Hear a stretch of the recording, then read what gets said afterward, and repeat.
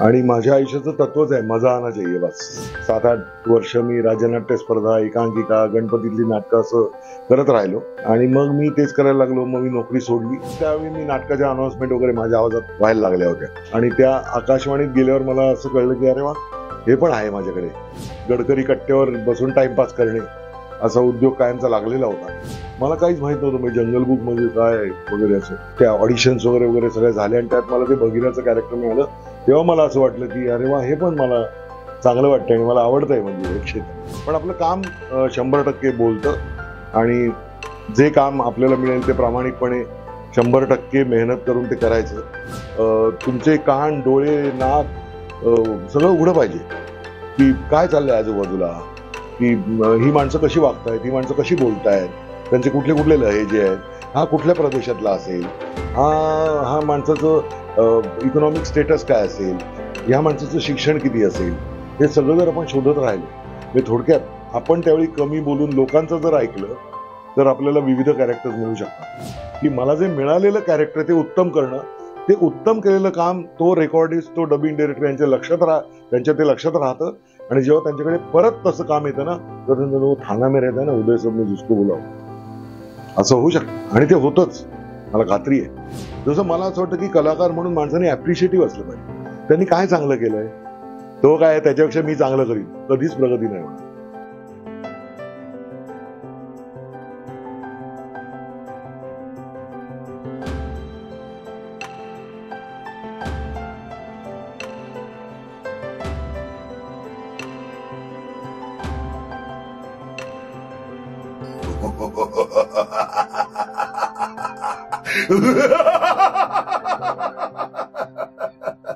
हे तिमोन, आपको जैसे चाहती हूँ. अरे वाह, खुली हवा में बादलों को लहराना चाहूँ.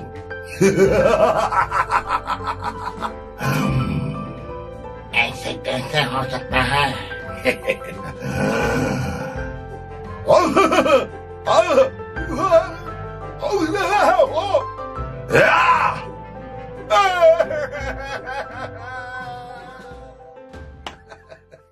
नमस्कार रसिक प्रेक्षक हो.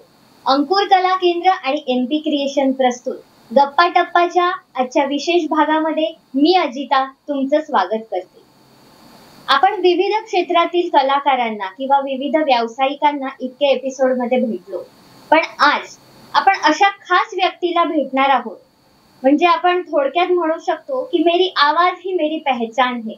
म्हणजे त्यांचं क्षेत्र एवढं आवाका, त्यांचा एवढा व्हास्ट आहे की अगदी बघा, कार्टून फिल्म असो, साऊथ इंडियन मूवीज असो किंवा बॉलिवूड क्षेत्रातील बऱ्याचशा काही मूवी असो किंवा आपल्या अगदी मराठी सिरियल असो, या प्रत्येक क्षेत्रामध्ये त्यांचा आवाज आपल्याला सतत कुठे ना कुठेतरी ऐकू येत असतो.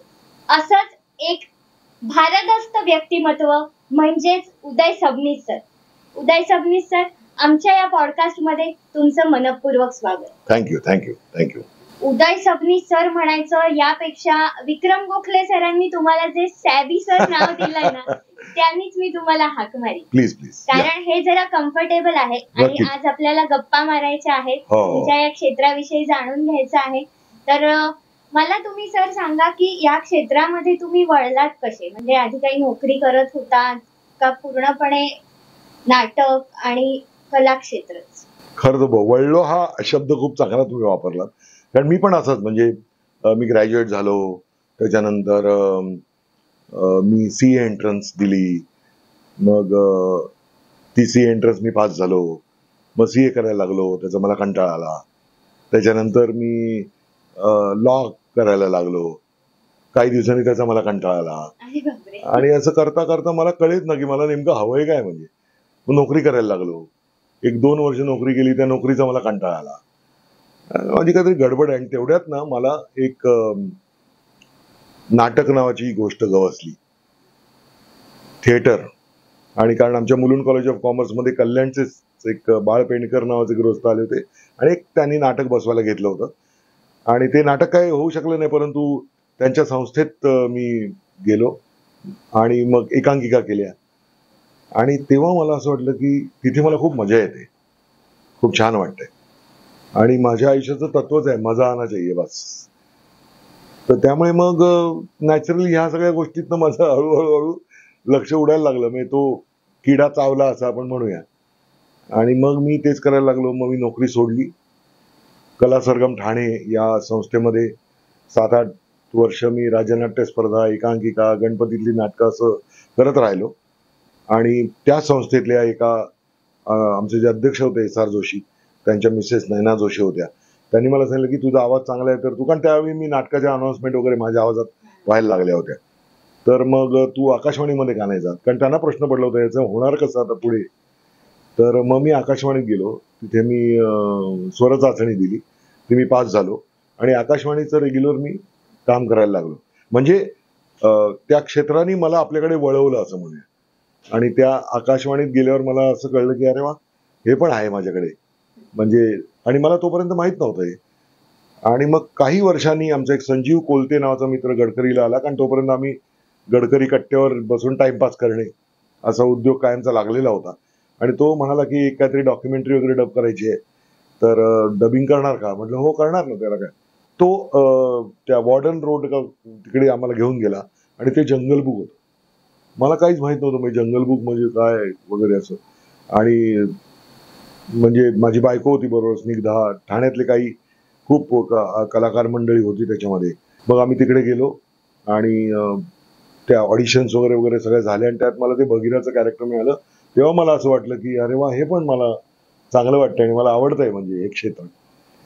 आणि मग ते करायला लागलो. मग पुन्हा एक व्यावसायिक नाटकं मी खूप केली. त्याच्यात एक नाटक मी रणदोघांचे नावाचं करत होतो. त्या नाटकामध्ये अविनाश नारकर होता आणि अविनाश नारकर सारखा डबिंगला वगैरे जायचा. तालीम संपली. मी म्हटलं अरे तू डबिंगला जातोस तर मला करता येईल का. तो म्हणाला तू केलंयस का. तर मी म्हटलं मी जंगल बुक मध्ये बघिरा केलं. म्हटलं काय म्हणतो काय रे, जंगल बुक आम्ही बघायचो. तो त्या दिवशी मला जो बाईकवर त्याच्या बसून युनायटेड टेलिव्हिजन मध्ये घेऊन गेला आणि मी डबिंग करायला लागलो. ते अगदी आजपर्यंत मी ते डबिंग करतो असं म्हणायला हरकत नाही. त्यामुळे मी वळलो का त्या डबिंग क्षेत्राने मला त्यांच्याकडे वळवलं मला माहित नाही, पण वळलो ही गोष्ट खरी आहे.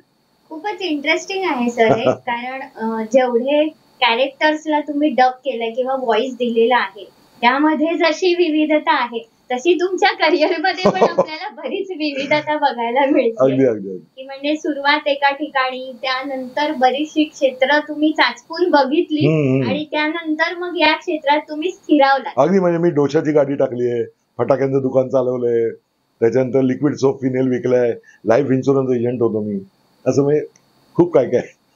छान आहे. पण ह्या सगळ्या प्रवासामध्ये तुम्हाला कॅरेक्टरायझेशन जे असं म्हणतो आपण, ते नक्कीच कुठेतरी गवसलं असणार. कारण त्याशिवाय इतकी विविध कॅरेक्टर्स तुमच्याकडून आम्ही ऐकतो रोज. कारण जसं तुम्ही म्हणताय की तुम्ही डोशाची गाडी टाकली किंवा अगदी लिक्विड सोप देखील विकले. म्हणजे मार्केटिंग साठी काय करावं लागतं आणि मार्केटिंग करतानाचा आवाज तो नक्कीच तुम्हाला तुमच्या या क्षेत्रामध्ये आज खूप उपयोगी पडलेला दिसतो. हा म्हणजे मार्केटिंग आहेच त्याच्यामध्ये. तुम्हाला जेव्हा स्वतःला विकायचं आहे ना आपल्याला, माझा मी आवाज विकत असेन, अभिनय विकत असेन, काही म्हणजे कुठे चाललाय अभिनय विकायला. तर त्यामुळे ते विकणं आलंच, त्यामुळे मार्केटिंग आलं. पण ऑफकोर्स ज्या जाहिराती आपण करतो व्हॉइस करताना ते वेगळं आणि सेल्फ मार्केटिंग इज डिफरंट. कारण ते तेवढ्या लाऊडली करून चालणार नाही. लोक म्हणतील की काय हा कोण मागे लागलाय आपल्या, मला घ्या करत. तसं नाही. पण आपलं काम 100% बोलतं आणि जे काम आपल्याला मिळेल ते प्रामाणिकपणे 100% मेहनत करून ते करायचं आणि ते चांगलं होतंय की नाही आपल्याला कळत असतं. कधी कधी त्याच्याकडे डोळेझाक होते. ती जर डोळेझाक आपण केली नाही की नाही हे माझं काम आहे आणि हे मी केलेलं काम आहे, ते चांगलंच व्हायला पाहिजे, ते जर आपण केलं नाही तर माझ्या मते हे त्याच्यामध्ये यश मिळण्याला काय प्रॉब्लेम नाही. व्यक्तिरेखांच्या बाबतीत म्हणाल तर मला असं वाटतं की त्या शोधताना ना तुमचे कान, डोळे, नाक सगळं उघडं पाहिजे की काय चाललंय आजूबाजूला, की ही माणसं कशी वागतायत, ही माणसं कशी बोलतायत, त्यांचे कुठले कुठले लहेजे आहेत, हा कुठल्या प्रदेशातला असेल, हा माणसाचं इकॉनॉमिक स्टेटस काय असेल, ह्या माणसाचं शिक्षण किती असेल, हे सगळं जर आपण शोधत राहिलो. म्हणजे थोडक्यात आपण त्यावेळी कमी बोलून लोकांचं जर ऐकलं तर आपल्याला विविध कॅरेक्टर्स मिळू शकतात आणि मी तर तशीच ती शोधतो. मी समजा जेव्हा ट्रेननी जायचो, बसनी जायचो, तेव्हा मी गप्प बसून ऐकायचो आणि ज्यावेळी असं वाटायचं की हा माणूस इंटरेस्टिंग काहीतरी बोलू शकतो त्यावेळी त्याला बोलतं करायचो. एक प्रश्न विचारायचा. माझ्या मुलीने आताच एक फिल्म केली की India is a story tellers country. तुम्ही कोणालाही विचारा, जाताना रिक्षात मध्ये एक प्रश्न विचारा, विल स्टार्ट ही स्टोरी. तुम्ही त्यामुळे आपण सगळे गोष्टी वेल्हाळ माणसं आहोत आपण. त्यामुळे जर ते केलं तर ते तुम्हाला त्याच्याकडनं काहीतरी मिळणार आणि मग ते जर लक्षात ठेवलं तर कुठेतरी आपण ते वापरणार. असं आलं. जसं तुम्ही म्हणालात सर की बोलतं केलं पाहिजे. खरंय, तुम्ही जर समोरच्याला बोलतं केलं तर नक्कीच तुमच्यातलं एक ते जी तुम्ही कॅरेक्टर्स करत असता डबिंग मध्ये ती पण बोलती होतात. हो हो नक्कीच. आणि ती जेव्हा बोलती होतात तेव्हाच ती प्रेक्षकांपर्यंत तेवढ्या प्रभावीपणे पोहोचू शकतात. राईट. म्हणजे त्यामागे ह्या सगळ्या इन जनरल ज्या गोष्टी आहेत आपल्या आयुष्यात घडत असतात त्याचा खूप परिणाम होत असतो. हो हो हो नक्कीच नक्कीच. आणि अजून एक कसं आहे, मला काय वाटतं की हे कलाक्षेत्र जे आहे ना त्याच्यामध्ये आपण फायनल प्रॉडक्ट नॉर्मली आपण बघतो. म्हणजे एखाद्या स्त्री कलावंतांचं ग्लॅमर, पुरुष कलावंतांचं फेम किंवा हे आपण त्यांची आता इकॉनॉमिक कंडिशन काय ते, अमक्याने कुठे बंगला बांधला, तमक्याची गाडी ही आहे वगैरे असेल, पण त्याच्यासाठी त्यांनी काय केलंय, किती कष्ट उपसलेत, तर ते कष्ट उपसायची आपली तयारी पाहिजे. ते जर उपसायची आपली तयारी असेल आणि आपल्याला त्यातलं काही हवं असेल तर ते मिळाल्याशिवाय राहत नाही. आणि दुसरी गोष्ट अशी की स्पर्धा ही असणारच आहे. स्पर्धा कमी नाही होणार आहे, स्पर्धा वाढत जाणार आहे दिवसेंदिवस. त्यामुळे मी ठाण्यात राहतो, त्यामुळे मी नेहमी उदाहरण देतो मामलेदार मिसळीचं माझ्या सगळ्या विद्यार्थ्यांना, की मला जर स्टँड आउट व्हायचं असेल ना तर मला माझी स्वतःची मामलेदार मिसळ बनवायला लागेल. आणि ती जर मी बनवली आज न उद्या ना परवा मला ते काम मिळणारच आहे. त्यामुळे काहीच हरकत नाही. या सगळ्याच प्रवासामध्ये स्वतःच एक वेगळेपण जपणं हे खूप गरजेचं आहे. तरच तुम्ही मॉब मध्ये काहीतरी वेगळे दिसणार. Correct correct. त्याशिवाय तुमचं अस्तित्व हे इतरांना जाणवणार नाही. कसं आहे, आपण डबिंगच्या बाबतीत समजा क्राऊड डब पासून सुरू करतो. एखादा सिनेमा आहे त्याचं क्राऊड डब असतं की ज्यावेळी एक 5-50 कलाकार एकत्र येऊन विविध कॅरेक्टर्स करत असतात. त्याच्यानंतर त्याच्यातली छोटी कॅरेक्टर्स काही अँबियन्स साऊंड बनवत असतात, मार्केटचा साऊंड, ऑफिसचा साऊंड, त्यात माणसं पण असतात ना कारण. तर ते करत असताना समजा जर तुम्ही त्याच्यातलं कॅरेक्टर एक वेगळ्या पद्धतीने केलं तर डबिंग डिरेक्टर जो असतो ना, अरे चांगलं केलं, बहुत बढिया, अच्छा आहे, आणि ह्याच्यातनं तुम्ही हळूहळू पुढे जा. असं नाही एखादा लकी माणूस असतो की जो पटकन उडी मारून पलीकडे तो जाऊ शकतो, पण हे भाग्य सगळ्यांना मिळतं असं नाही. समजा मला जर स्ट्रगल करून पुढे जायचंय तर माझं स्ट्रगलचं काय आहे माध्यम, की मला जे मिळालेलं कॅरेक्टर ते उत्तम करणं, ते उत्तम केलेलं काम तो रेकॉर्डिस्ट, तो डबिंग डायरेक्टर यांच्या ते लक्षात राहतं. आणि जेव्हा त्यांच्याकडे परत तसं काम येतं ना तर त्यांचं थाना में रहता है ना उदय सबने जिसको बुलाव, असं होऊ शकतं. आणि ते होतच, मला खात्री आहे. म्हणजे घाणेकर म्हणायचे तसे की तुमचं नाणं हे खणखणीत वाजलंच पाहिजे, कुठलंही काम असो ते करायला. म्हणजे आणि लोकांनी तुमची आठवण काढल्याशिवाय ते होणार नाही. आपण म्हणजे काय, जसं आपण म्हणतो की एखादा कलाकार असो त्यात सर्व गुण असतात. आता आपण म्हणजे कोणीतरी कुठलं तरी कॅरेक्टर केल्याशिवाय मी काय डब करणार त्याला, मी कुठेतरी अभिनय केल्याशिवाय मी स्वतःला डब नाही करू शकत. म्हणजे मी कोणावर तरी अवलंबून आहे ते करण्यासाठी. मग मी कोणाकोणावर अवलंबून आहे, पहिल्यांदा कोणाचं लक्ष माझ्याकडे जाणार आहे. जर मी व्यवस्थित लक्षात ठेवलं आणि माझा परफॉर्मन्स केला तर एव्हरी टेक्निशियन किंवा कोणी दिग्दर्शक म्हणा, कॅमेराच्या मागे काम करणारे म्हणा, त्यांना आपलं प्रॉडक्ट चांगलंच करायचं असतं. कशाला कोणाला वाईट पिक्चर करायचं असेल, कशाला कोणाला वाईटच डब करूया असं कधी कोणी करत नाही. होतं कधी कधी. जसं मला असं वाटतं की कलाकार म्हणून माणसाने ऍप्रिशिएटिव्ह असलं पाहिजे. त्यांनी काय चांगलं केलंय, तो काय त्याच्यापेक्षा मी चांगलं करीन, कधीच प्रगती नाही होणार. परंतु समजा जर त्यांनी काय चांगलं केलं त्याला 4 गोष्टी माझ्याकडे जर आल्या तर माझ्या मते माझ्यात काही प्रगती होऊ शकेल. आणि ती माणसं तुम्हाला सातत्याने लक्षात ठेवून वारंवार तुमच्या योग्य कॅरेक्टर असतील किंवा तुमच्या आवाजाला योग्य असं जर कॅरेक्टर तुम्हाला मिळालं तर ते त्याच्यासाठी तुम्हाला बोलवतात. थोडंसं इंटरप्ट करतो तुम्हाला, कारण असंच माझं एक छोटंसं रेकॉर्डिंगचं काम आता मला करून पाठवा असं सांगितलंय. तर तुम्ही जर परवानगी दिलीत तर जरा करूया. उलट हा आमच्या सगळ्या प्रेक्षकांसाठी एक छान अनुभव असेल की सरांना लाईव्ह रेकॉर्ड करताना आम्ही बघणार आहोत. आणि कसं कधी कधी हल्ली ना सगळी मुलं किंवा डेडलाईन्स वर चालतात, तुम्हाला माहिती आहे खरंय. की त्यांना ते पाठवायचंय दुपारी किंवा काय, तर तेवढं करूया and then will continue. Okay, नक्कीच. थँक्यू. या ना तुम्ही. Yes yes. या.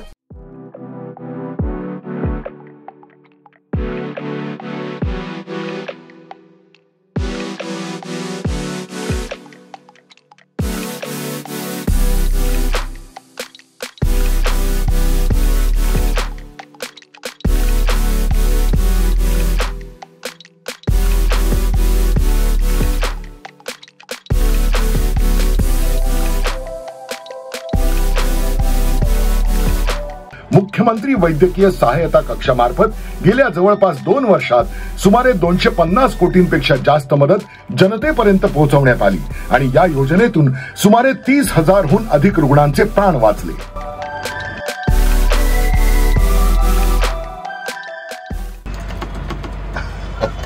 सॉरी. काय भाऊ? ओके, परफेक्ट है सर. Yes, thank you.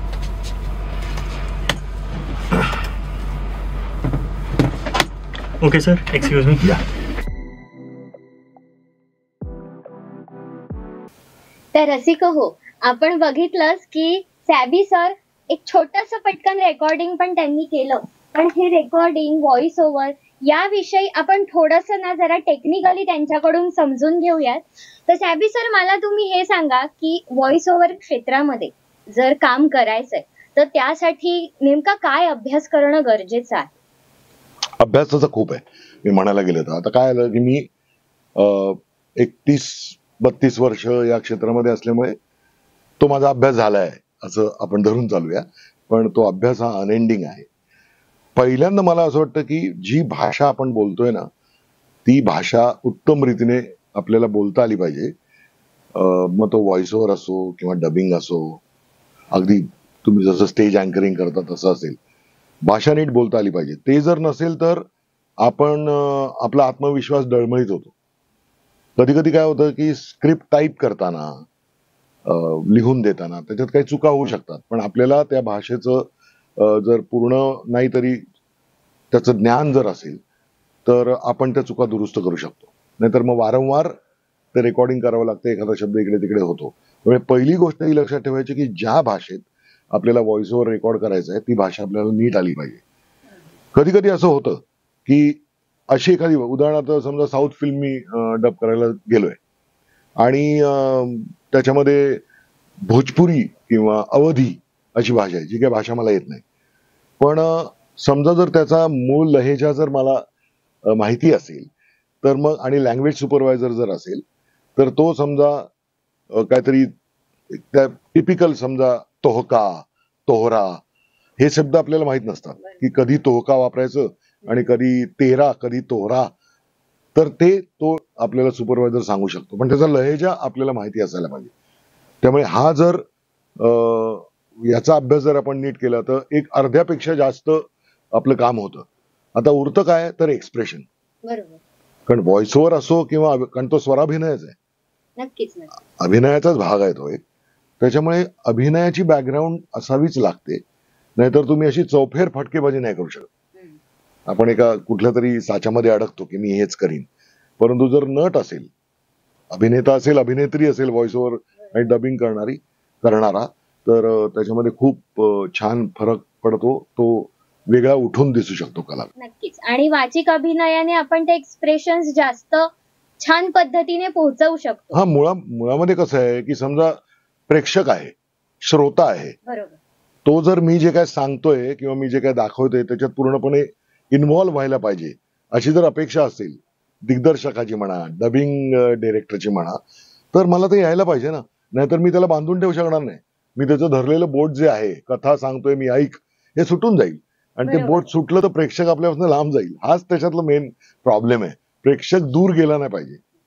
रसिक हो, जसं सॅबी सर म्हणाले तसं बघा की भाषेवर प्रभुत्व असणं तर गरजेचंच आहे आणि तुमचे एक्सप्रेशन, व्होकल एक्सप्रेशन तेवढेच महत्वाचे आहे. कारण शेवटी एखादा अंध व्यक्ती जरी असेल आणि तो ऐकत असेल तर तुम्ही तुमच्या आवाजाने फक्त त्या व्यक्तीला खिळवून ठेवू शकता. तुम्ही जे काही सांगता आहात त्याचा सारांश त्याच्यापर्यंत पोहोचवू शकता. म्हणजे त्याच्या डोळ्यासमोर, नेत्रहीन व्यक्तीच्या डोळ्यासमोर मला चित्र उभं करायचंय. नक्की. आता हा national association for the blinds याचं जे टॉकिंग बुक सेंटर आहे त्याच्यासाठी मी एक 200-250 पुस्तकं वाचली असतील. आकाशवाणीवर मी भरपूर वर्ष काम केलं, कधी आत्तापर्यंत सुद्धा करतो. तर त्याचाही खूप फरक पडतो, कारण मला काय पद्धतीने एक्सप्रेस करायचंय. आपण जशी पुस्तकं बदलतो तसं नेत्रहीन व्यक्ती त्या आता पेन ड्राईव्ह बदलत असतील. मी रेकॉर्डिंग करायचो त्यावेळी कॅसेट्स बदलायचे. आणि समजा मला उदाहरणार्थ ययाती नावाची कादंबरी वाचायची, ते मला उभं केलं पाहिजे ना. मी समजा एखाद्या मुलाचं 10वीचं पुस्तक रेकॉर्ड करतोय तर त्याला मी अभ्यास करायला सांगतोय. बरं कसं होतं सांगतो मी. आता हा विषयच निघालाय म्हणून की नॅपच्या समजा मी त्यावेळी अशा पायऱ्या उतरायचो आणि मी माझ्या मित्राशी किंवा अनवरबाईंची किंवा कोणाशी बोलत असं उतरतोय आणि समोरनं समजा 1-2 विद्यार्थी श्रोते किंवा असे चढून वर येत आहेत, तर ते मला सांगायचे, सबनीस सर तुमचं 10वीचं पुस्तक वाचून मी पास झालो. डोळ्यात पाणी येतं अशा वेळी. याचं कारण आपण करतो कशासाठी, त्याच्यासाठी, उत्कृष्ट करण्यासाठी. आणि मग ते त्या श्रोत्यासाठी असेल, त्याच्यापर्यंत जर पोचतंय त्याच्यासारखा आनंद नाही दुसरा. अगदी अगदी. या सगळ्या गोष्टींमध्ये मग तुम्हाला आवाजाचे किंवा घशाचे असे काही पर्टिक्युलर व्यायाम किंवा काही एक्सरसाइज आहेत का? हा, म्हणजे घशाचे एक्सरसाइज म्हणण्यापेक्षा डूज अँड डोंट्स खूप आहेत. सगळ्यात म्हणजे मी जे करतो ते सांगतो, अनुभवाने आलेलं शहाणपण म्हणूया आपण त्याला. कारण असे काही कुठले असे ठोकताळे किंवा मी या व्यायामशाळेत जाऊन काय समजा मी डंबेल्स एवढे मारले तर माझ्या बेटकुळ्या बाहेर येतील वगैरे असं काही नाहीये. पण मला असं म्हणायचंय की आवाजाच्या बाबतीतला सगळ्यात महत्वाचा व्यायाम म्हणजे आराम. आवाजाला आराम आणि शरीराला आराम. हा पहिला. व्हॉइस रेस्ट नसेल तर तो व्हॉइस ताजा तवाना वाटणार नाही. म्हणजे आपण बघा, सकाळच्या वेळी तुम्ही जेव्हा बोलत असाल त्यावेळी तुम्हाला तुमचा आवाज वेगळा वाटत असेल. थोडंसं काम केल्यानंतर दुपारी वेगळा वाटत असेल, जेवून झाल्यावर वेगळा, संध्याकाळी वेगळा. पायाची मापं पण वेगळी असतात. सकाळी आपण जर चप्पल घेतलं तर कधी कधी संध्याकाळी होत नाही. तर हा तर आवाज आहे. त्यामुळे आराम हा त्याचा मी असं मानतो पहिला. दुसरी गोष्ट म्हणजे स्टुडिओच्या अनेक वेळा बाहेर लिहिलेलं असतं, आजकाल नसतं पण पूर्वी असायचं की all worries and shoes outside the studio. तुम्ही आतमध्ये जाताना ती सगळी धूळ बाहेर ठेवून जायचंय. त्यामुळे मनावर साचलेली कुठलीही धूळ आणि बुटांवरची धूळ जी टेक्निकल गोष्टींना खराब करू शकते ती बाहेर ठेवायची. ही दुसरी गोष्ट. त्याच्यानंतर मी जे पाळलं ते म्हणजे एक्स्ट्रीम कुठलंही मी खात पित नाही काहीच. म्हणजे अति थंड मी काही खात पित नाही असं म्हणतोय. असं एक्स्ट्रीम काही मी करत नाही. मी नॉर्मल टेम्परेचरच्याच गोष्टी खातो किंवा पितो. त्यानंतर खूप गरम, म्हणजे काही काही लोकांना असं वाटतं की सकाळी उठल्या उठल्या मला गरम उकळता चहा लागतो. नाही, तो व्हॉइस ऍक्टरला धोकादायक आहे. त्याच्या वोकल कॉर्ड्सला त्या थंड पदार्थ पेयांपासून किंवा गरम पदार्थ पेयांपासून खूप नुकसान होऊ शकतं. त्याची जी इलास्टिसिटी आहे वोकल कॉर्ड्सची आपल्या, त्याला नुकसान होऊ शकतं. समजा ह्या 3-4 गोष्टी आपण असं म्हणून शरीराच्या आपण हे केल्या, मनाच्या केल्या. आणि त्याच्याबरोबर काही एक्सरसाइज, घशाचा असा एक्सरसाइज नाही, परंतु ओमकार करतो मी. अगदी रेग्युलर ओमकार करतो. मी जेव्हा कारगिलला वर्कशॉप घ्यायला गेलो होतो FTI याचा, तर कारगिलला सगळे मुस्लिम स्टुडंट होते आणि ओमकार त्यांनी कधी केला नव्हता. तर मी त्यांना अजान करायला लावली. हा एक ताणलेला सूर आणि विविध पट्ट्यांमधला सूर, तर तो केला. नंतर आम्ही दोन्ही करायला लागलो. तर त्यामुळे खूप मजा आली वेगळी तिकडे. तर ओमकार रेग्युलर करायचा विविध पिच मध्ये, जो मी करतो रेग्युलर. आणि अदरवाईज घशाचा व्यायाम वगैरे नाही. हेच फक्त की मला ज्या पट्टीमध्ये मी कम्फर्टेबल आहे बोलायला, त्याच्यापेक्षा वरच्या पातळीत खूप वेळ बोलत नाही मी. समजा समोरचा माणूस उठून अचानक भांडायला लागला माझ्याशी, फार कमी येतात प्रसंग, पण समजा भांडायला लागला किंवा भांडायला लागली तर मी थांबतो की कधीतरी तो पिच खाली येणार आहे. आणि तो जेव्हा मला कम्फर्टेबल होईल तेव्हा मी इन होतो त्या डिस्कशन मध्ये. तोपर्यंत लेट हिम किंवा लेट हर. हे सगळं झाल्यानंतर तुम्ही अशा पिच ज्याच्यामध्ये तुम्ही कम्फर्टेबल आहात त्या पिच मध्ये जर बोललात तर तुमच्या घशाला बिशाला त्रास होणार नाही. रात्रीच्या वेळी मी नॉर्मली मसालेदार किंवा नॉनव्हेज खाणं टाळतो, कारण मला रेकॉर्डिंग कधी येतं. आता सुद्धा तुम्ही बघितलं तर पटकन आपण एक रेकॉर्डिंग करूया, तर त्यावेळी मग माझा आवाज जरा हे आहे. कधी कधी करेक्शन्स असतात की ज्यावेळी 8 दिवसापूर्वी केलेला एक व्हॉइस ओव्हर असतो त्याच्यात मधले 4 ओळी असतात, मग त्याचा पिच मॅच व्हायला पाहिजे. बरोबर आहे, ती कन्सिस्टन्सी तशी जपली पाहिजे. हा, नाहीतर मग तो वाटणार नाही की तो त्या दिवशीच केलेला आहे असं. तर त्याच्यामुळे अशा साधारण काही गोष्टी जर पाळल्या ना तर मला नाही वाटत फार विशेष असं काय. आता जसं एक्स्ट्रीम मी असं म्हणतो तसं काय काय बाबतीमध्ये समजा गुटखा, सिगरेट किंवा कायम तुम्ही जेव्हा धुळीच्या वगैरे वातावरणात जर गेलात तर तुमच्या घशाला त्याचा त्रास होऊ शकतो. आता तुम्ही म्हणाल येस आय स्मोक, पण मी त्याचे काही नियम पण हे केलेत. अर्थात म्हणून स्मोक करता कामा नये. स्मोकिंग करून काही आवाज माझ्या बेस येईल, माझा आवाज बच्चन साहेबांसारखा येईल वगैरे असं काही नाही. त्याच्यामुळे आवाज खराब होऊ शकतो, बाकी काही नाही होणार. लकीली आतापर्यंत माझ्या आई वडिलांच्या कृपेने किंवा ईश्वराच्या कृपेने असं काही झालं नाहीये, परंतु होऊ मात्र शकतं. हे जर पाळलं ना तर फार काही त्याचं सकाळी उठून अमुक करायला पाहिजे असं काय मी तरी केलं नाही. म्हणजे कोण करत असेल तर चांगलं. टंग ट्विस्टर्स म्हणायला पाहिजे, संस्कृत श्लोक किंवा काय जर म्हणालात तर तुमच्या जिभेला त्याचा व्यायाम होऊ शकतो. आणि समजा तुम्ही श्वासाचे एक्सरसाइज केलेत, मग ते काही कपालभाती, अनुलोम विलोम जे काय तुम्ही करत असाल, किंवा तुम्ही जर रेग्युलर चाललात, वॉक करत राहिलात तर श्वासाचा ऑटोमॅटिकली एक्सरसाइज होतो आणि मग लांब वाक्य आपल्याला नीट छान पैकी म्हणता येतात. एवढं मी केलंय, याच्यावर अजूनही असतील पण मी एवढंच केलंय. सॅबी सर, मला एक सांगा तुम्ही की आता नट म्हणून तुम्ही डबिंग आणि व्हॉइस ओव्हर या गोष्टी जेव्हा करताय, बऱ्याच जणांना डबिंग आणि व्हॉइस ओव्हर यातला फरकच ठाऊक नसतो, तर तो जरा आम्हाला सांगाल का? व्हॉइस ओव्हर म्हणजे व्हॉइस ओव्हर समथिंग, बरोबर, that's why it's voice over. आणि dubbing is on an artist. म्हणजे एखादा आर्टिस्ट जेव्हा स्क्रीनवर दिसत असेल, मग तो स्वतः असेल अभिनेता म्हणून, हा म्हणजे माझंच डबिंग मी करतोय, किंवा मी एखादी हॉलिवूड फिल्म करतोय, किंवा मी नेटफ्लिक्सची कुठली तरी सिरीज करतोय, साऊथ इंडियन मूव्हीज डब करतोय, त्याच्यामध्ये ऍक्टर वेगळा आहे परंतु त्याला मी माझा आवाज देतोय. जेव्हा मी त्या ऍक्टरला आवाज देत असतो त्याला डबिंग असं म्हणतात. आणि जेव्हा मी एखाद्या डॉक्युमेंटरीवर व्हॉइस ओव्हर करत असतो, एखाद्या जाहिरात असते आणि त्याच्यावर मी माझा आवाज देत असतो, त्याला अगदी सिंपल भाषेत त्याला व्हॉइस ओव्हर असं म्हणतात. कॉम्प्लिकेटेड करायला गेलं हे तर समजा एखादा ऍक्टर आहे त्याला मी डब करतोय, तर तुम्ही जर हॉलिवूड फिल्म असेल ना तर तो ऍक्टर जेव्हा दिसत नसतो तरी त्याचा आवाज चालू असतो. म्हणजे समजा स्त्री आणि पुरुष असा एक सीन आहे आणि त्याच्यामध्ये पुरुषाचा चेहरा दिसतोय आणि तो वाक्य बोलतोय, तर त्याला डब असं म्हणतात. पण जेव्हा तो बोलतोय पण चेहरा तिचा दिसतोय तर त्याला सुद्धा व्हॉइस ओव्हर म्हणतात, असं हॉलिवूड स्क्रिप्ट मध्ये लिहिलेलं असतं.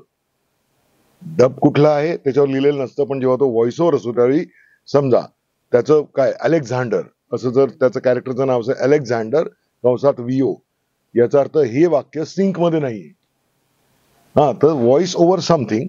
त्यामुळे ते, आणि जेव्हा कॅरेक्टर बोलत असतं त्याला मी आवाज देत असतो त्याला डब म्हणतात. अगदी सर्वसामान्याला मला वाटतं हे कळेल.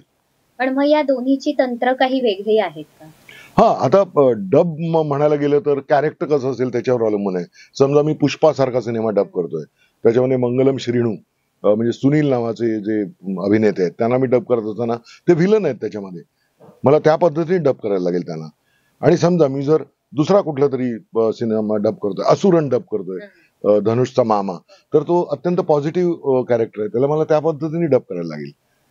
त्याचा कॅरेक्टरचा ऍटिट्यूड घेऊन मला डब करायला लागेल. वेरॅज व्हॉइस ओव्हर अनेक पद्धतीचे असतात. मी संयुक्त महाराष्ट्र चळवळीवरचा व्हॉइस ओव्हर करत असेल त्यावेळी मला तशी भाषा आणि त्या पद्धतीचा फोर्स त्याच्या मागे लावायला लागेल. हा, आणि जेव्हा मी एखादा इन्फॉर्मेशन करत असेल की कुठेतरी रोजगार मेळावा भरलाय तर मला त्या पद्धतीचा व्हॉइस ओव्हर करावा लागेल. तो तसा करून चालणार नाही. मग नाही का अमुक अमुक ठिकाणी रोजगार मेळावा आहे तुम्ही या असं म्हणून चालणार नाही, कारण त्याचं जॉनराच वेगळा आहे. तर तो जॉनरा जर ऍज अन ऍक्टर आपल्याला कळतो, अभिनेत्याला कळतो आणि डबिंग डिरेक्टर पण सांगतो हे मला असं हवंय. कोरोना काळात असे अनेक व्हॉइस ओव्हर्स केले की ज्याच्यामध्ये आपण सगळेच अशा परिस्थितीने जात होतो की जगतोय की मरतोय आणि काय होणार आहे. म्हणजे नेमकं आपण कुठेतरी चाचपडतोय, कुठेतरी आपण अशा अननोन झोन मध्ये चालत चाललोय, आपल्याला काय माहिती नाहीये. तर त्याच्यामध्ये केलेले जे व्हॉइस ओव्हर आहेत करोना विषयावर, त्याच्यावर छाप पडली आहे त्याची, कारण मी सुद्धा त्यातनं जात होतो ना. मी घरी त्यावेळी अनेक व्हॉइस ओव्हर घरी बसून मी रेकॉर्ड केलेत, कारण काही स्टुडिओ वगैरे चालू नव्हतंच. पण त्याचा इम्पॅक्ट असा आहे की तुम्ही मुंबई ऑन म्यूट नावाचा एक युट्यूबवर आहे, तुम्ही बघा. आणि लिटरली म्हणजे त्या दिग्दर्शिकेनी म्हणजे की ते ब्रीफ मला केलं होतं की आपली सगळ्यांची अवस्था त्या काळात एखाद्या भिकाऱ्यासारखी झाली होती. आणि त्याच्यात तो म्हणतो की ये लफडा नाही मांगता है, अभी बंद करो, ये कोरोना उठा लेने का. हा, तर ती अवस्था त्या व्हॉइस ओव्हर मध्ये आणणे, ती बंबईया लँग्वेज वापरली, जी भिकारी बंबईया हिंदी, तेरको मेरको वगैरे वगैरे अशा पद्धतीची फार सुंदर त्यांनी लिहिलेली ती भाषा आहे. तर तसं तुम्हाला करायला लागेल व्हॉइस ओव्हर. समजा एखाद्या, आजकाल असं असतं की मेडिसिन्स असतात, काही खूप कॉस्टली मेडिसिन्स असतात, त्याच्याबरोबर एखादा पेनड्राईव्ह हल्ली येतो ज्याच्यामध्ये हे इंजेक्शन घ्यावं कसं. हल्ली माणसं, घरं मोठी आणि माणसं एक एकटी होत चाललेली आहेत, तर त्याच्यामध्ये त्या बिचाराला किंवा त्या पेशंटला माहित नसतं कसं घेऊ. तर त्यावर एक पेनड्राईव्ह असतो किंवा सीडी असते, जी जर तुम्ही लावली तर इंजेक्शन घ्या तर त्याची भूमिका समजून घेऊन की तो पेशंट आहे, त्याला छान वाटलं पाहिजे, माझ्या आवाजाने त्याला धीर आला पाहिजे आणि त्याने ते औषध घेतलं पाहिजे चांगल्या पद्धतीने, असं व्हॉइस ओव्हर करावं लागेल. अभिनयात म्हणतोच ना, तो परकाया प्रवेश आहे. मी समजा एखाद्या इन्स्पेक्टरचं काम करतो, मी थोडीच इन्स्पेक्टर आहे, पण मी जे आतापर्यंत जे पाहिलेले इन्स्पेक्टर आहेत त्यांना कुठेतरी मी त्याचं काहीतरी कॉम्बिनेशन करून माझा इन्स्पेक्टर डिझाईन करतो. दिग्दर्शक मला जेव्हा इन्स्पेक्टर म्हणून कास्ट करतो त्यावेळी माझ्या पर्सनॅलिटीत काहीतरी इन्स्पेक्टर सारखं असतं, त्याच्यामुळे त्यांनी कास्ट केलंय. तर त्याचा पूर्णपणे फायदा घेऊन माझ्याकडे असलेली जी अस्त्र आहेत, माझी पर्सनॅलिटी आहे, माझे डोळे आहेत, माझा आवाज आहे, माझी भाषा आहे, माझे हातवारे आहेत, माझे हावभाव आहेत, माझा अभिनय, ह्या सगळी शस्त्र परजून तयार असली पाहिजेत ना, तर तो परकाया प्रवेश नीट होईल. तर तसा तो परकाया प्रवेश व्हॉइसिंग मध्ये पण करावा लागतो. आता तुम्ही अभिनेता म्हणून काम करत असताना व्हॉइस ओव्हर डबिंग हे क्षेत्र आणि अभिनय यामध्ये तुम्हाला सिमिलॅरिटी आणि फरक असा काय जाणवतो? सिमिलॅरिटी तर खूपच आहे. मी जसं म्हटलं तसं कॅरेक्टर पकडणे, त्या पद्धतीने बोलणे. समजा एखादं कॅरेक्टर गावरान बोलत असेल तर गावरान पद्धतीने अभिनय करावा लागतो आणि डब करावा पण लागतं. एखादा शिक्षक असेल तर त्याचं मी जेव्हा कॅरेक्टर करतो त्यावेळी त्या शिक्षकासारखं बोलावं लागतं आणि डब पण तसंच करावं लागतं. बरोबर आहे. आता म्हणजे फरक म्हणायला गेलं, हे समजा आपण असं म्हणूया की साम्य स्थळ आहे ती. बरोबर आहे. मी जेव्हा मला डब करत असतो माझं कॅरेक्टर, तेव्हा मला जास्त वेळ लागतो. म्हणजे मी समजा बेन किंग्सलेना डब करत असतो त्याच्यापेक्षा मी उदय सबनीसला डब करत असतो तेव्हा मला जास्त वेळ लागतो, कारण त्या बाबतीत मी प्रचंड स्वार्थी असतो. कारण माझं कॅरेक्टर आहे आणि ते खूप छान पद्धतीने जसं केलंय, माझ्याकडनं करून घेतलंय तसं ते जायला पाहिजे. आणि मी राव रमेश किंवा बेन किंग्सले किंवा आशिष विद्यार्थी किंवा कोणी म्हणजे किंवा इतर अनेक समजा सॅम्युअल जॅक्सनला डब करतोय मी, तर त्याचा कॅरेक्टर पकडला की माझ्या समोर एक डबिंग डायरेक्टर असतो जो मला सांगत असतो की दादा ये ऐसा चाहिए, दादा इधर गडबड हुआ, दादा ये वर्ड ना थोडा ऐसा करो. इथे मीच केलेलं आहे ना, मला माहिती आहे.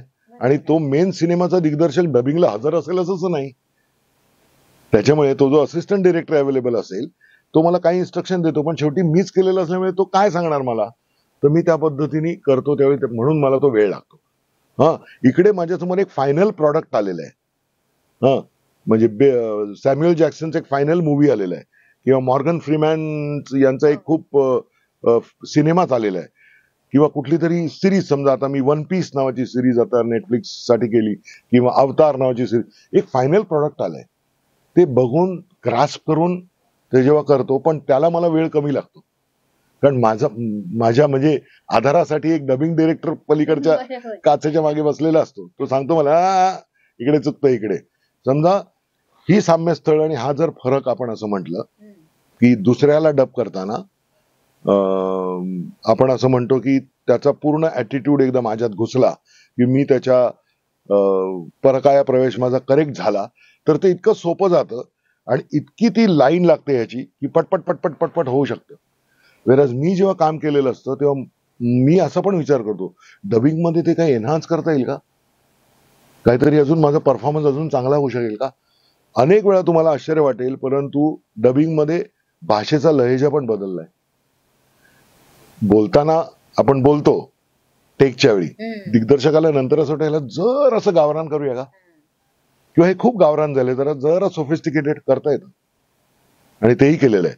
त्यामुळे साम्यस्थळ आणि फरक अशी काढताना येणार, म्हणजे कंपार्टमेंटलायझेशन नाही करता येणार, परंतु कॅरेक्टर वेगळं असणे, कॅरेक्टर फॉरिन असणे. मला मी समजा उद्या जॅपनीज लँग्वेज मध्ये डब करतो, मला जपानी भाषा येत नाही, त्यामुळे मला समजा ते शेवटी काय काय अशी त्यांची एंड होत असेल, तर मला त्या पद्धतीने कसा एंड होईल माझ्या वाक्याचा, याच्याकडे जर मी लक्ष दिलं तर होईल. इकडे काय आहे, तर मी मराठीच बोललोय किंवा मी हिंदीच बोललोय आणि मीच बोललोय, त्यामुळे प्रश्न येत नाही. सेम टू सेम लँग्वेज मध्ये डब करताना तुम्हाला त्या ऍक्टरनी, म्हणजे समजा मला डब करत नाही पण वेगळ्या माणसाला हिंदीतलं हिंदीतच डब करतोय समजा, तर मग त्याच्यावर अवलंबून असतो मी त्या ऍक्टरवर, की त्याने काय केलं. खूप लाऊड पण होता कामा नये, खूप अंडरप्ले पण होता कामा नये, हे मी नक्की बघतो. त्यामुळे साम्यस्थळ आणि फरक असं खूप कंपार्टमेंट नाही करता येणार, परंतु एकमेकांवर अवलंबून आहेत, आणि ती कलात्मक गोष्ट असल्या कारणाने त्याला असं नियम नाही लावता येणार. कारण कला तुम्हाला काय शिकवते, थोडेसे नियम आधी लावा, मग ते मोडा, नाहीतर तुम्ही तुमचं म्हणून वेगळं कसं उभं राहणार, ही सगळी एकूण गोष्ट आहे. पण मग तुम्ही अभिनयात जास्त रमता का या क्षेत्रात जास्त रमता? मी दोन्हीकडे म्हणजे अभिनय करायलाही मला आवडतो, कारण मला काहीतरी वेगळ्याच जगामध्ये जगता येतं. मी आभाळमाया करत असताना 4-5 वर्ष मी मन्ना प्रधान होतो, मी वादळवाट करताना 4-5 वर्ष मी अण्णा होतो, गाडगे अँड सून करताना 2-3 वर्ष तो विलन होतो, त्यातला मनोहर मला वाटतं त्याचं नाव. आणि मजा आहे त्याच्यामध्ये. काय होतं, आपण आपलं एक साचेबद्ध आयुष्य जगत असतो, तुम्हाला अभिनय करताना एक वेगळं आयुष्य जगण्याची संधी मिळते, आणि डबिंग मध्ये सेम संधी मला वारंवार मिळते. मन्ना प्रधान 5 वर्ष चालू होता, वादळवाट समजा एक 5-6 वर्ष चालू होती, परंतु बरेच वेळा नेटफ्लिक्सची समजा एक सिरीज मी आता केली, 2 दिवसात संपते ती डब करून. एखादीच अशी सिरीज असते की मिकी माऊस, जी अनेक वर्ष गेली मी डब करतो, त्यामधलं पीट नावाचं कॅरेक्टर, कारण त्याचे हळूहळू एपिसोड येत असतात, तर त्यावेळी तुम्हाला ती कन्सिस्टन्सी अनेक वर्ष करायला मिळते. नाहीतर डब करून संपल्याशिवाय बहुतेक वेळा टेलिकास्टच चालू होत नाही पूर्ण सिरीज. खरंय, म्हणजे कॅमेऱ्याच्या समोर काम करणं आणि बिहाइंड कॅमेरा काम करणं छान आहे. म्हणजे हे एकूणच तुम्ही जसं सांगताय की दोन्ही ठिकाणी कष्ट, मेहनत आणि सातत्य, त्या गोष्टी खूप महत्वाच्या आहे. आणि सर्वात महत्वाचं म्हणजे तुमची निरीक्षण शक्ती, ही अतिशय महत्वाची आहे. तर आता आजची जी काही पिढी आहे, नवीन पिढी आहे, ज्यांना या क्षेत्रामध्ये यायचंय, ज्यांना कुणाला व्हॉइस ओव्हर किंवा डबिंग या क्षेत्रात यायचंय, त्यांना तुम्ही नेमका काय मार्गदर्शन कराल? मार्गदर्शन वगैरे खूप मोठा शब्द झाला, पण मला असं म्हणायचंय की माझे अनुभव किंवा मी तुम्हाला अगदी सोपं करून सांगते की आजकाल झालंय कसं की आजची पिढी इन्स्टंटची आहे, त्यांना सगळं लगेचच हवंय, लगेच हवंय त्यांना, व कष्ट कमी आणि त्यांना आउटपुट जास्त हवे. सो अशा वेळी नेमकं तुम्ही काय सांगा? खरं सांगू का, कष्टाळू नाहीये का आजची पिढी, तर मला हे पटत नाही. कष्टाळू आहे, कारण त्यांना उलट आमच्यापेक्षा जास्त कष्ट करावे लागतात. आमच्या वेळी मुळात स्पर्धा कमी होती, त्यामुळे मी जेव्हा जंगल बुक मधला बघिरा केला त्यावेळी व्हॉइस सूट झाल्यानंतर माझं हिंदी त्यावेळी चांगलं नव्हतं, सवयच नव्हती ना. आपण कधी हिंदी मित्रमंडळी नाहीत, कोणी नाही, काय कशी असणार सवय. तर मला ते जे डबिंग डिरेक्टर होते त्यांनी असं सांगितलं की एक्सप्रेशन अच्छा है तेरा और वॉइस भी बहुत सूट करती है बगीरा को, लेकिन तेरी अगर हिंदी सुधरी नहीं तो मैं तुझे निकाल दूंगा, मुझे निकालना पडेगा. तर मला असं वाटलं की नाही, मला काहीतरी करायला लागेल, पण मला संधी मिळाली. आज प्रॉब्लेम काय, तुम्हाला संधी नाही मिळणार, कारण आज कॉम्पिटिशन तेवढी वाढली आहे. इतके लोक डबिंग इंडस्ट्रीमध्ये रोजच्या रोज येतात, आणि ते जर ज्यांचं हिंदी चांगलं आहे, कारण तुमची करिअर जर नीट व्हायची असेल तर ती हिंदीतच होऊ शकते. त्याच्या व्यतिरिक्त तुम्हाला जर अजून 2-4 भाषा येत असतील, तमिळ, तेलुगू, गुजराती, तर तुमची करिअर झालीच म्हणून समजा. कारण 7-7, 8-8 लँग्वेज मध्ये जाहिराती डब होतात, वेब सिरीज डब होतात, खूप काय काय कारण आपण लँग्वेज आता सिलेक्ट करतो ना, मला ह्या लँग्वेजमध्ये बघायचं. परंतु कष्टाळू नाहीये पिढी का आहे? इन्स्टंट तुम्ही म्हणाल तर येस. कारण आमच्या वेळी ती साधनच नव्हती. मोबाईलही नव्हता, तर टेलिव्हिजन माझ्या समोर आलंय, माझ्या गावात इलेक्ट्रिसिटी माझ्या समोर आली. आता हा सगळा अनुभव आजच्या पिढीला माझ्या मुलीला मिळणार नाही. माझ्या मुलीसाठी सगळं तयार आहे. तिलाही माहिती पेजर म्हणजे काय असतो हे माहित नाही तिला. वेळेस आमचं पहिलं अर्धे पेजवर लगेच फोन असं झालेलं आहे. तर त्यामुळे खूप कॉम्पिटिशन असल्यामुळे त्यांना खूप फ्रंट्सवर तयार राहावं लागतं ऍट अ टाइम, जे माझ्या बाबतीत तसं ना. आता ह्याला तुम्ही निवांतपणे म्हणू शकता की मी आज वाचतोय ना, मी आज वाचणार आहे. पण नाही, आजच्या पिढीला तसं नाही चालणार. त्यांना काम पण करायचंय, त्यांना वेगळं काही कलेमध्ये जर काही गती असेल तर तेही करायचंय. त्यानंतर घरी काय चाललंय त्याच्याकडे लक्ष द्यायचंय. बघा ना, तुम्ही इंडिव्हिज्युअली जर आपल्या मित्रमैत्रिणी आपण बघू, म्हणजे संसार करणाऱ्या असोत किंवा लहान, माझी मित्रमैत्रिणींची रेंज खूप आहे, छोट्या ह्याच्यापासून ते मोठ्या वयापर्यंत. पण कॉम्प्लेक्सिटी ऑफ लाईफ ही जर आपण आपल्या जमेल तेवढी जर कमी केली ना, तर माझ्या मते तुम्ही जे म्हणताय की आत्ताच्या मुलांना सुद्धा ते फार कठीण जाणार नाही. जर कठीण जात असेल तर, कारण मी त्या पिढीतला नाहीये, त्यामुळे उगाच त्याच्यावर काहीतरी त्यांना काहीतरी ज्ञान द्यायचं वगैरे हे मला, कारण त्यांना जास्त कळतं माझ्यापेक्षा. त्यामुळे पण जर मला असं वाटतं की त्यांनी जर थोडासा निवांतपणा जो आमच्या वेळी होता, कदाचित मी कलावंत म्हणून जो आवश्यक असतो असं मला वाटतं, थोडंसं कुठेतरी मनासारखं फिरलं, थोडंसं एखादा आपल्याला मित्रमंडळींचा कट्टा असेल जिथे जाऊन आपण गप्पा मारू शकतो. प्रत्येक वेळी प्रत्येक दिवस काहीतरी मला पैसेच मिळवले पाहिजेत, प्रत्येक दिवशी मला समाधान हे सगळ्यात महत्वाचं आहे ना. कला निर्मिती मधलं समाधान हे नंबर 1 ला येतं. पैसा मागून धावत आला पाहिजे आणि तो येतो जर तुमच्याकडे यायचं. एवढं जर लक्षात ठेवलं ना, तर माझ्या मते त्यांचं आयुष्यात थोडंसं सुख, थोडीशी शांतता, थोडासा निवांतपणा ऍड होईल असं मला वाटतं. सो आजच्या या पिढीसाठी तसं म्हटलं तर हे क्षेत्र चॅलेंजिंग आहे अगदी. पण मग या क्षेत्रामध्ये आता AI चा पण सगळा वापर सुरू झालेला आहे आणि पुढच्या पिढीला तर ती भीती आहे की आता व्हॉइस ओव्हरचं काम किंवा डबिंगचं काम जाणार की नाही जाणार. तर AI चा जो काही आता या क्षेत्रातला जो वावर आहे किंवा एंट्री आहे, याविषयी तुम्ही काय म्हणाल? आता आपण असं बोलता बोलता जे आपण हे केलं की मी थोडासा त्याच्या पुढच्या पिढीचा असल्या कारणाने मला तेवढी त्याची भीती वाटत नाही. तेवढी कदाचित त्याचा आवाका नव्या पिढीला ज्ञात असेल म्हणून असेल, मला तेवढा त्याचा आवाका माहिती नाही. परंतु मी खूप आशावादी आहे. जसं एकदा कम्प्युटर आल्यावर असं वाटलं की अरे बापरे, कम्प्युटर आला म्हणजे संपलंच. जसं टेलिव्हिजन आला आणि वाटलं नाटक आता संपलंच, तसं या AI च्या बाबतीमध्ये मला असं वाटतं की माणूस आहे ना खूप क्रियाशील आहे. त्याचं जे डोकं आहे ते एखाद्या मशीनपेक्षा चांगलं चालतं. ते काय आहे, 100 मशीन एकत्र आणल्यावरती माणसाला आत्ता असं वाटतं की ती भारी पडतील की काय, माझं एखादं काम कमी होईल का. पण मला अशी खात्री आहे की या AI मुळे सुद्धा नवीन नवीन संधी येतील, जशा कम्प्युटरमुळे आल्या. हा, परवा माझा मित्र आहे विजू माने, दिग्दर्शक, त्यांनी मला माझ्याच आवाजात एक खूप परिश्रमपूर्वक एक व्हॉइस ओव्हर मला ऐकवला. अर्थात आम्ही तो केला रेकॉर्ड नंतर, परंतु मी पण आवाज ऐकून अरे चा. आणि मग असं कळलं की लता मंगेशकरांना पण गायला लावलंय आता किंवा खूप हे. परंतु मी तुम्हाला एवढं सांगतो की नवी पिढी लता मंगेशकरांची, किशोर कुमार साहेबांची किंवा मोहम्मद रफी साहेबांची, मुकेश साहेब जुनीच गाणी गाणार. माणूस आहे ना शेवटी, तो काही यंत्रमानव नाहीये आणि तो स्वतःच असं काहीतरी निर्माण करेल.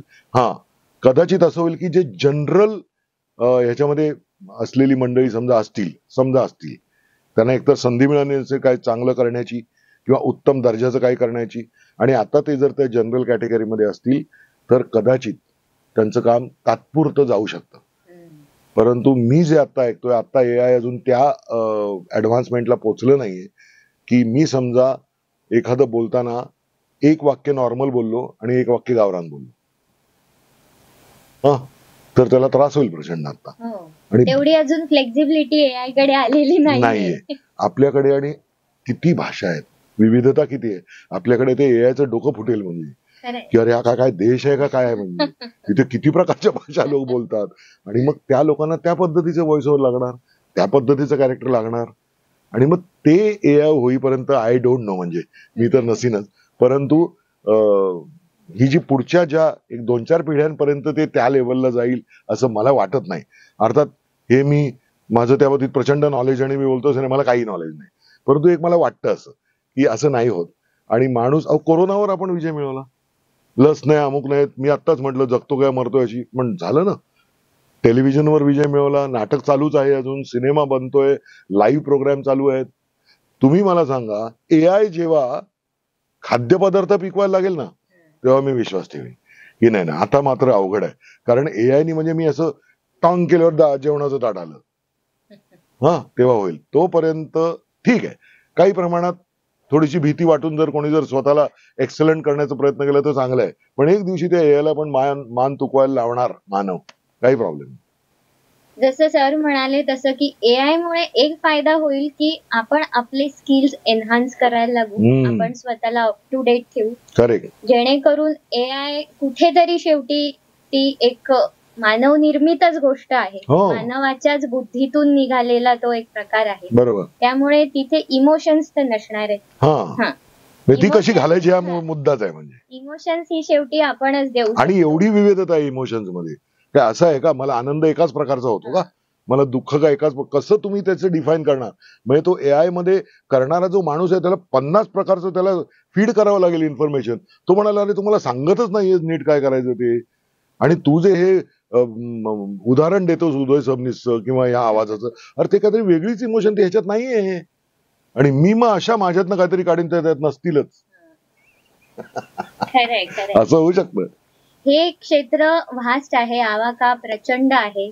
आज सर तुम्ही आमच्या या पॉडकास्ट मध्ये आलात आणि आम्हाला या सगळ्याच क्षेत्राची एक नव्याने ओळख करून दिली आणि नवीन पिढीसाठी पण 4 टिप्स सांगितल्या, त्याबद्दल तुमचे मनपूर्वक आभार. थँक्यू. माझा मित्र आहे निलेश, त्यांनी मला सांगितलं की असं असं, बरं तो माझा स्टुडंट पण आहे आणि तो उत्साही आहे, चांगला स्टुडंट, आणि मी माझं असं युट्यूबचं हे करतो, तर म्हटलं चला करूया आपण, हरकत नाही.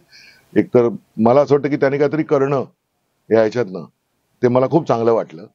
आणि शेवटी व्हॉइसिंग समजा कधी कधी असं होतं की माझ्या क्लासचा जो मूळ उद्देश आहे की मी काय करू शकतो याच्यापेक्षा मी कदाचित हे करू शकीन का, कदाचित हे करू शकणार नाही, हे जरी कळलं तरी खूप आहे.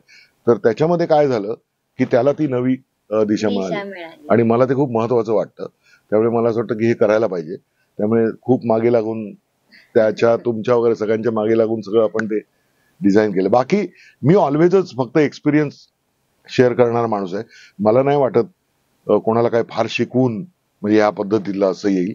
मुळात जर असेल काही आतमध्ये तर ते बाहेर आपण काढलं पाहिजे. ते जर झालं तरी खूप झालं. आणि ती ग्रहण शक्ती आजच्या पिढीमध्ये येणं पण तेवढंच गरजेचं आहे. हो, शेवटी तुम्हाला स्पंज सारखं राहावं लागतं, बरोबर, ग्रास्प करून घेणं पण गरजेचं असतं. कारण आपल्या आजूबाजूला इतक्या विविध प्रकारच्या आणि विविध स्वभावाच्या व्यक्ती वावरत असतात. ते कॅरेक्टर कुठेतरी आपण आपल्या कामामध्ये पण उतरवू शकतो. त्यामुळे खूप चॅलेंजिंग आहे तुम्ही म्हणाल तसं फील्ड. आणि याच्यामध्ये असं काही नाही की अरे बापरे आता फुल झालं भरलं, असं कुठलंही कलाक्षेत्र नसतं.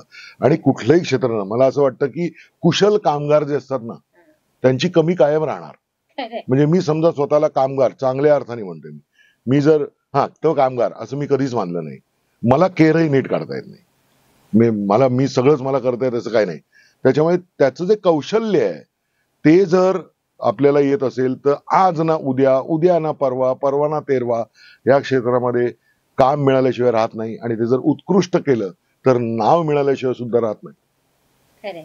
आज उदय सबनीस सर आपल्या या स्टुडिओमध्ये आले, त्यांनी त्यांचा अमूल्य वेळ आपल्याला दिला आणि मेन म्हणजे मार्गदर्शन केलं. तर MP क्रिएशन आणि अंकुर कला केंद्रातर्फे आपण त्यांना एक सदिच्छा भेट देणार आहोत. वाव, धन्यवाद. नक्कीच तुम्हाला आवडेल सर, तुम्ही उघडून बघू शकता. हे उघडून बघू.